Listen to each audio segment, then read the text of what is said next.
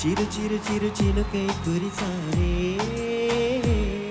ఈ అబ్బాయి ఒక స్పెషల్ సింగర్. పాట బాగానే పాడాడు, కానీ స్పెషల్ ఏంటంటే అతనికి తెలుగు రాదు, మలయాళీ.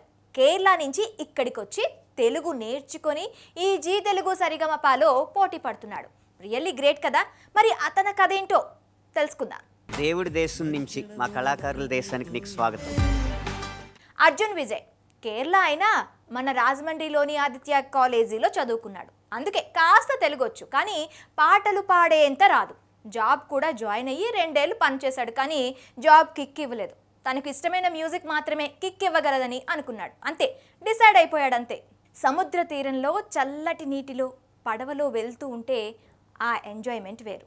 అలాంటి క్లైమేట్లో అద్భుతమైన సంగీతం రావడంలో ఆశ్చర్యమే లేదు. కానీ అక్కడి నుంచి హైదరాబాద్కు వచ్చి పాటలు పాడటమే ఆశ్చర్యకరం. అర్జున్ విజయ్ ఆ పని చేశాడు. అంతేకాదు, సక్సెస్ అవుతానంటున్నాడు. దానికోసం ఈ ఊరంతా దాటి నేను మీ దగ్గరికి వచ్చేస్తున్నా. Please support for me.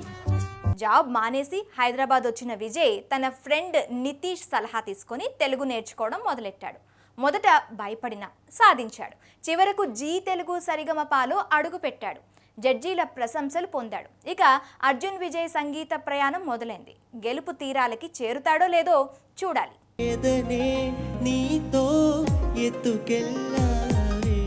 ఒక మలయాళీ మన తీయటి తెలుగును పాడడానికి హైదరాబాద్ దాకా వచ్చాడంటే అది ఆయన గొప్పదనమే కాదు, మన తెలుగు భాష గొప్పదనం కూడా.